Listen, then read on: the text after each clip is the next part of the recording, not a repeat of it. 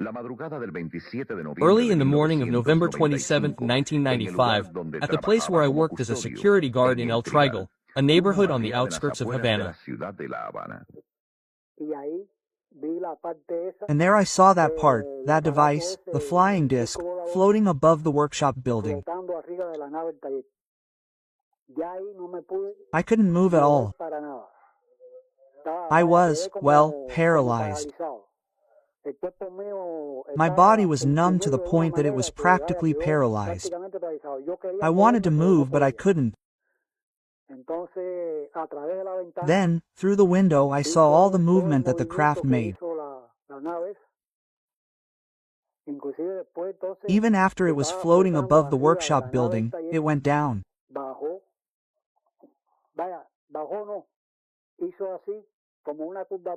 Well, it went down. It didn't make like a straight curve and then it went down slowly. It went down slowly more or less to that diameter of the runway there, and then it came down in the very center of the runway, but it ended up floating about half a meter from the runway.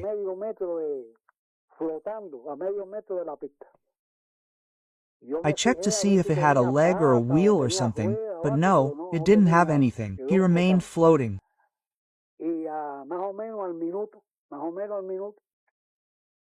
After about a minute, a hatch opened that the ship had that I hadn't seen or apparently couldn't see.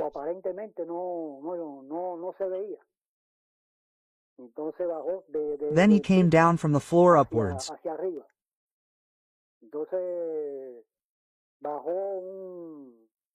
Then a sort of robot came down, more or less shaped like a person, but well, a sort of robot, and then he came walking over here, to this part here.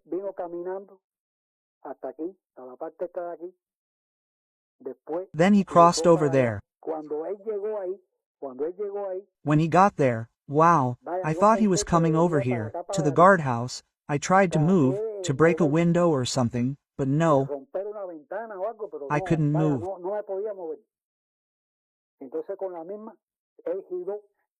So, with that same thing he turned and went over there to where the iron parts were, those placards, and he stopped about a meter or so from the cult.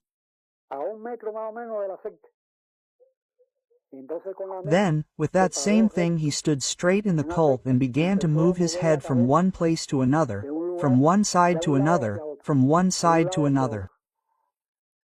He had about 12 or 15 minutes.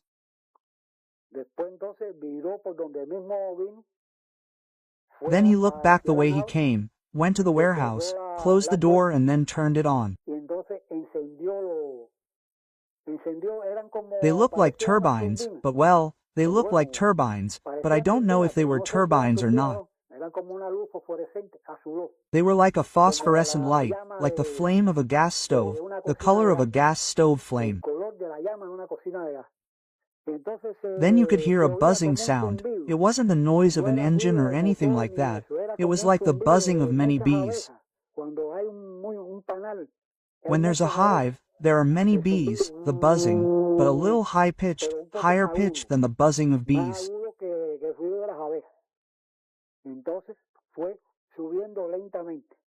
Then it slowly went up when he turned on the lights that he had. It went up slowly, and when it was level with the workshop warehouse, in a fraction of a second it disappeared. He turned on the lights, increased the strength of the lights and disappeared completely. That's where I was able to move. So, I immediately grabbed a piece of paper that I had there in the little room and drew it.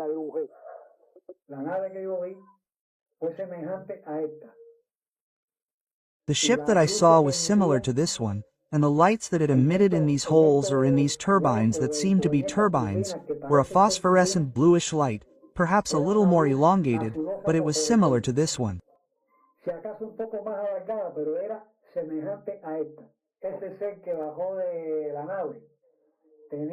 The being that got off the ship had a head shape like this, similar to this shape, or it seemed to have an almost identical resemblance to this shape.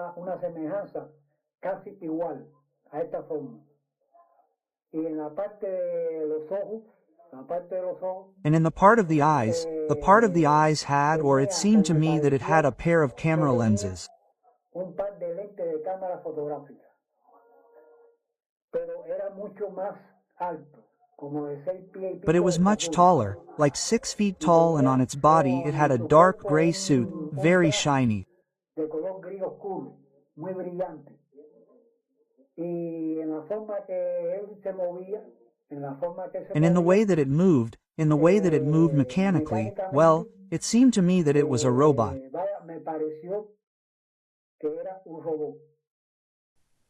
On February 11th, in 1995, my sister and I decided to travel to Winnie's place to spend the day and sleep there, and spend a night in a house we owned in Winnie's place. For reasons beyond our control, we began to feel different symptoms and discomforts that manifested as inflammation in our hands, my mother's shortness of breath, and a series of strange sensations, and we decided to return to Havana. Despite the fact that several of our friends and acquaintances warned us that it was dangerous to travel to Havana late, especially on that road, which is quite deserted. In spite of all that, we headed out onto the road that connects Havana with Winnie's place, and while we were parked there on that road, I saw a luminous object fall from the sky, similar to a star in free fall.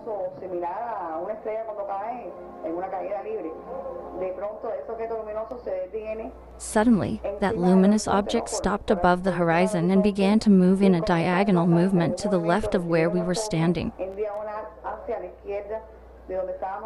When I saw that, I said, "No, right? This can't be a star. This has to be something we're not used to seeing."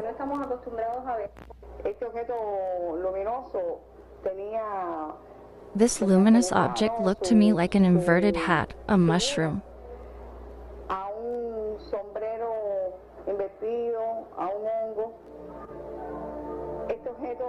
This object was now parked above some pine trees at a height of about 25 meters above the ground and about 10 or 12 meters above the height of the pine trees and approximately 300 meters away from where we were parked. At that moment, when I was certain that I was seeing something normal, there was a state of, I would say, transmission between my sister and me. We held hands. We said, "We're seeing something strange. This is not what we're used to seeing. This is a strange object." That's what we thought at that moment.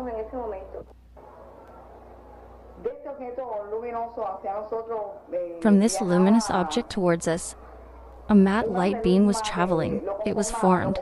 It was communicated from it to us by a matte light beam in the shape of an inverted cone, through which images similar to the luminous object that was parked began to travel in a repetitive way, with approximately 15 or 20 repetitions of that object that gradually decreased in size from where it began to emanate towards us.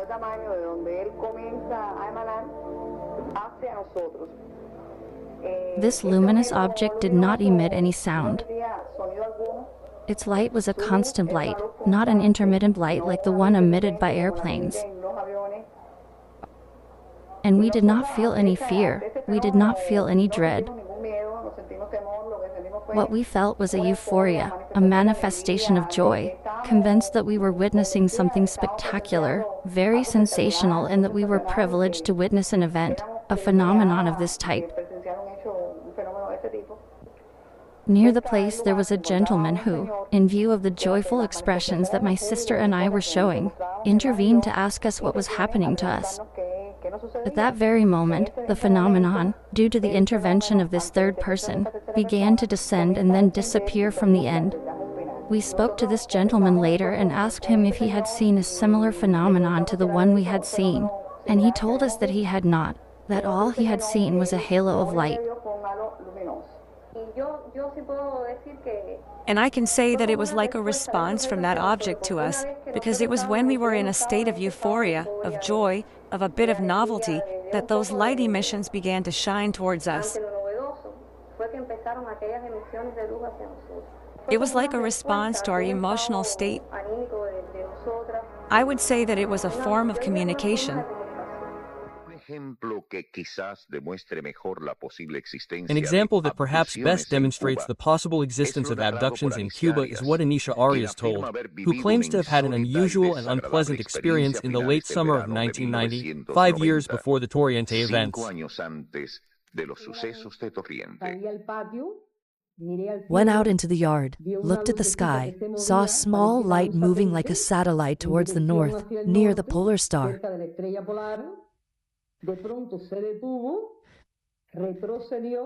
Suddenly it stopped, moved back, descended, and came to rest about 500 meters from where I was standing and about 100 meters above the ground.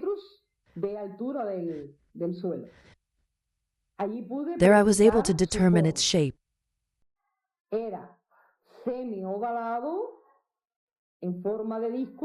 It was semicircular in shape, like a disc, the upper part more mature in the shape of a dome, made of a material very similar to very shiny aluminum, a glowing aluminum that had a halo of light all around it that clearly outlined its silhouette.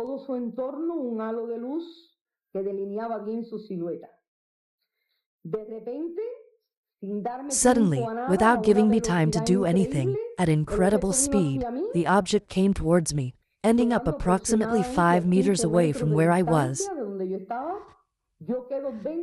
I remained inside that halo of light that was like a fog. I could see that there was something in the dome that I don't remember because I lost consciousness. What happened? I don't know. How much time passed? I don't know either. All I know is that when I regained consciousness, I was inside the house. How did I get there?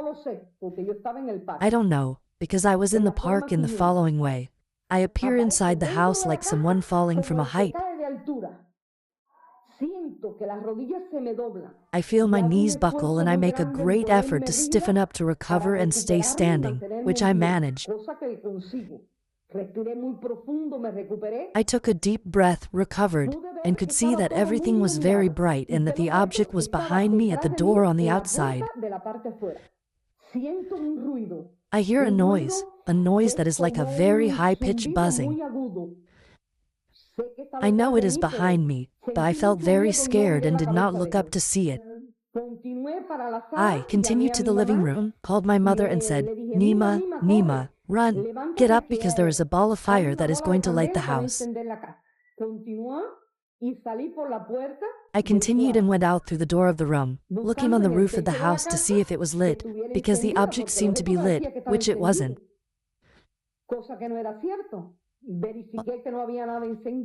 I verified that there was nothing lit, and then I looked in space, in the sky, and I saw the object moving away high in space, moving away to the north, towards where it had come from, near the North Star.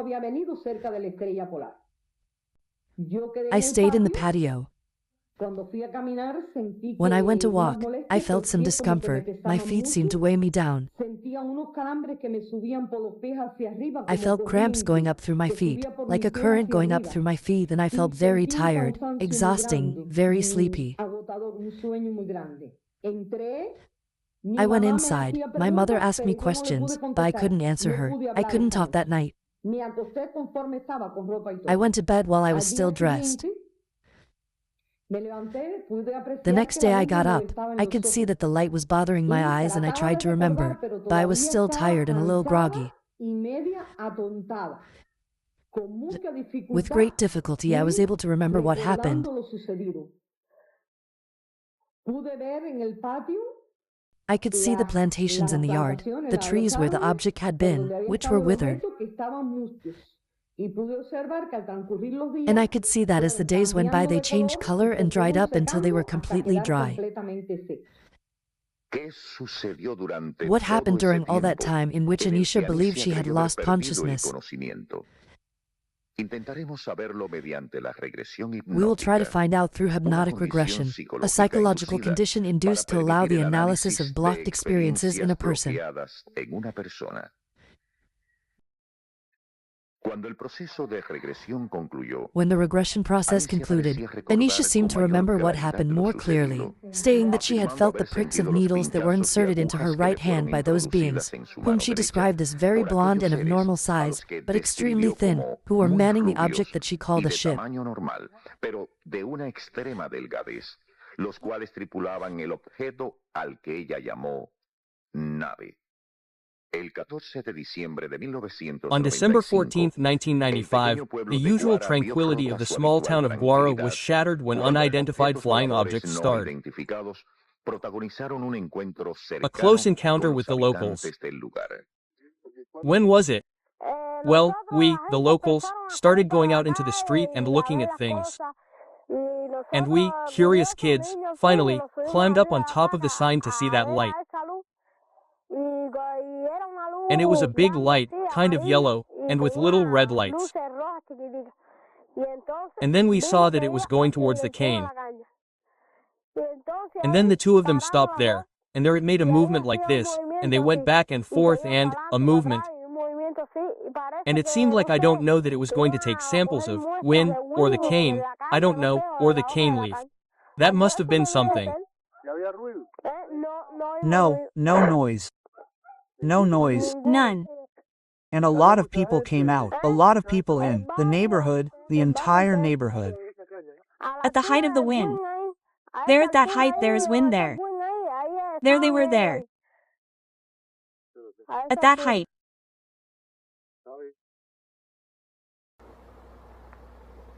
At the height of the cane, there was a light like that that illuminated the entire sky, like that. It was around 8 o'clock there was the adventure.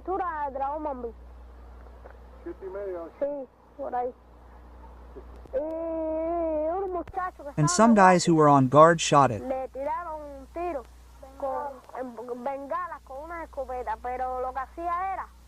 With flares from a shotgun, but what they did was extract the metal and do something like if they were shooting something and making a big light like this. Like this. These witnesses, mostly simple people, oblivious to scientific hypotheses and speculations of researchers, at no time tried to interpret the phenomenon, limiting themselves only to describing what happened, assuring that they had never seen anything like it before.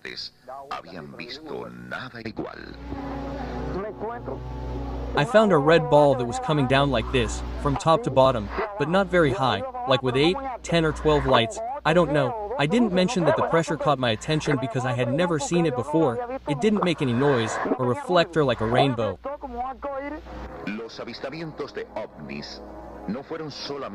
UFO sightings were not exclusive to the town of Guara, but covered large areas of southern Havana, as demonstrated by what happened in Camacho, a small town on the outskirts of Batabano.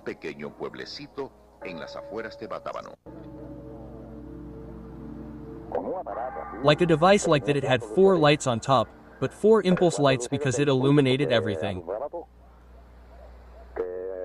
My wife told me it was a flare. No, the flare, the avenged one, doesn't illuminate as much, less and not for as long. Behind that house you can see a shooting range. It's a shooting range tower. They told him that a soldier also shot at him, right? Well, they say they shot at him, you could hear the shots. At that moment, a short distance away, Ricardo C, Cala, better known as Alado, became the real protagonist of those events when driving his truck on the road that leads to the town of Camacho. He heard the warning cries of his companions who were traveling in the back of the vehicle.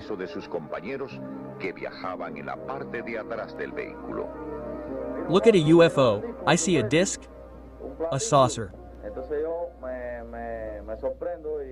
Then I was surprised and looked out the car window, and when I saw that reflection, that thing that was like a balloon with a base, a little base below with that base completely illuminated.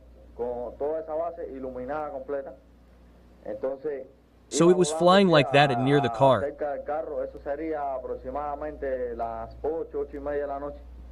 That would have been around 8:30 at night. It was flying very close, maybe 50 meters away because it was quite close, which made it difficult to see more due to the amount of light. It didn't make any noise, nothing was heard, total silence, and we continued. It stayed there flying next to me for about 10 minutes or so.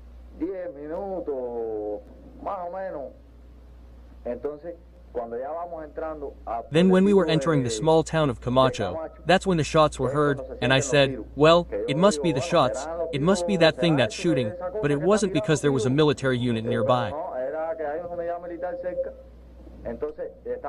So they were shooting from that unit, bullets were coming out, you could see that bullets were coming out, traces because it had the little red light of the trace.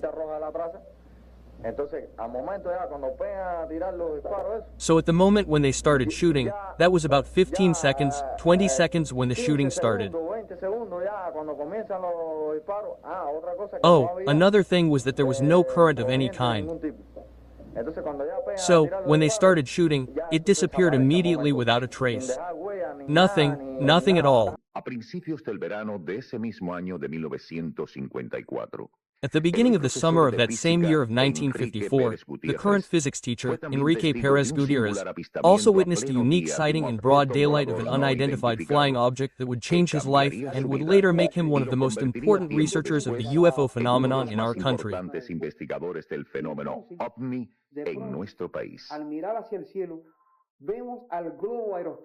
Looking up at the sky, we saw the hot air balloon that the Beelan School let rise every afternoon to do weather tests for the following day.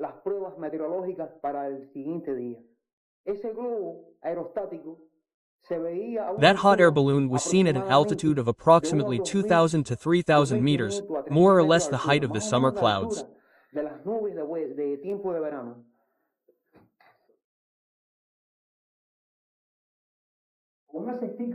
A small basket below carried the instruments. Suddenly my classmates and I, who were migrating the balloon, saw it approaching in a straight line.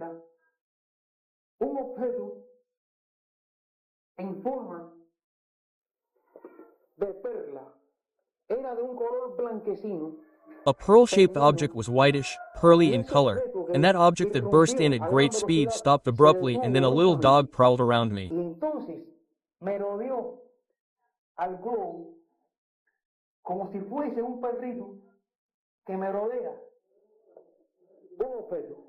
Petro was there for a long time.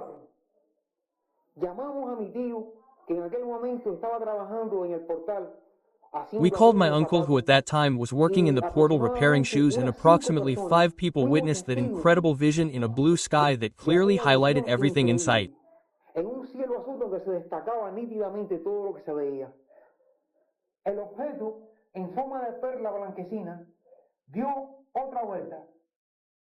The object in the shape of a whitish pearl made another turn and suddenly continued heading south.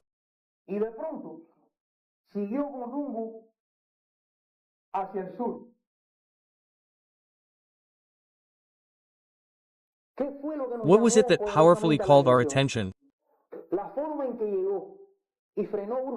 The way it arrived and stopped abruptly, and the way it left again abruptly.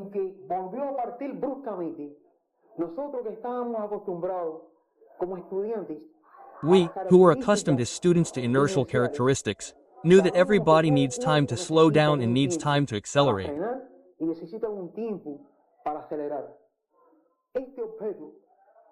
This object was not a light because it was broad daylight at 3 in the afternoon, and it had the entire shape of a solid object. This object behaved as if inertia did not exist. In Cuba, there are people who claim to have taken photographs of UFOs and show them as evidence that the phenomenon is real and objectively exists. In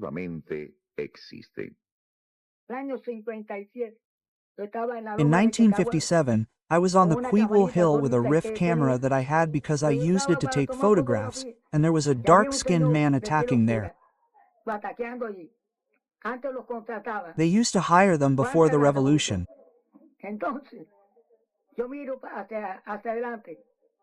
So, I looked ahead and, at the turn of the road that goes down, towards the vehicle, I saw a device that I thought was an American blimp, but later I realized it was not, because it was wobbling.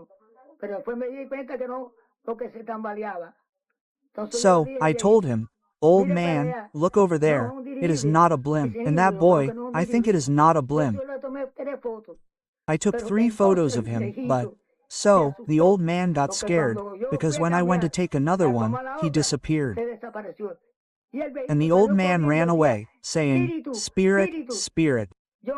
I went down, I shot after him, but I got tired of looking for him in Santiago de la Vega. I simply didn't see the old man in Santiago de la Vega.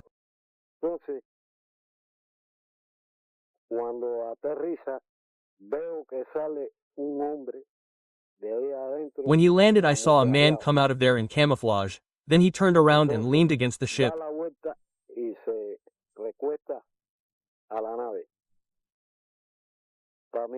In my opinion, he was talking to the other guy, but I didn't see him. I suppose that took about 3 minutes or so. Then he went out and turned around and picked up some grass.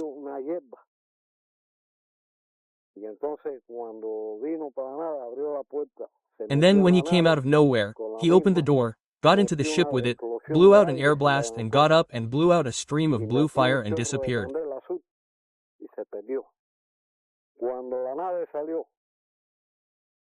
When the ship took off, I came to the place and saw that it had left a footprint right here where I'm stopping.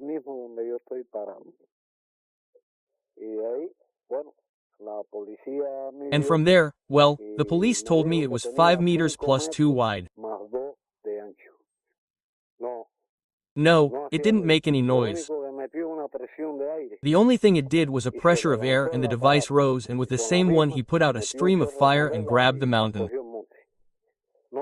I didn't see it again. No, it wasn't a plane or a helicopter or anything like that. Because I was working with the Russians and I saw a lot of devices there and none of them looked like anything since the day that device landed there.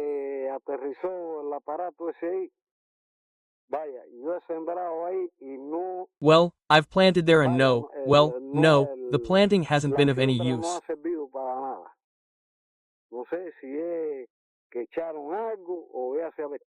I don't know if they threw something or if they... Look how curious that in this place where the ship landed it's more burned than anywhere else.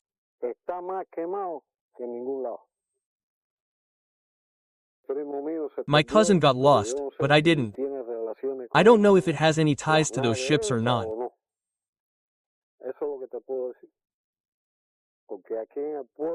That's all I can tell you, because here in town, after that ship came here, well, they took that out.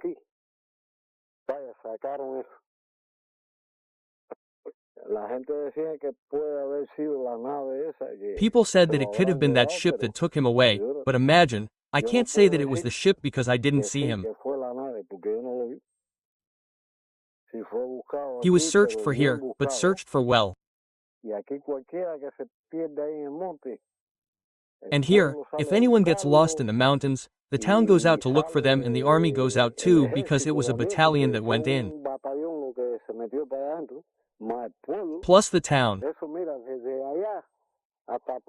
That looks from there to there, traveling from one place to another.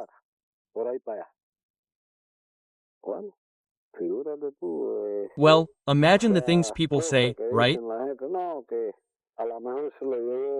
That maybe the ship took him away, I don't know when, but I don't believe that.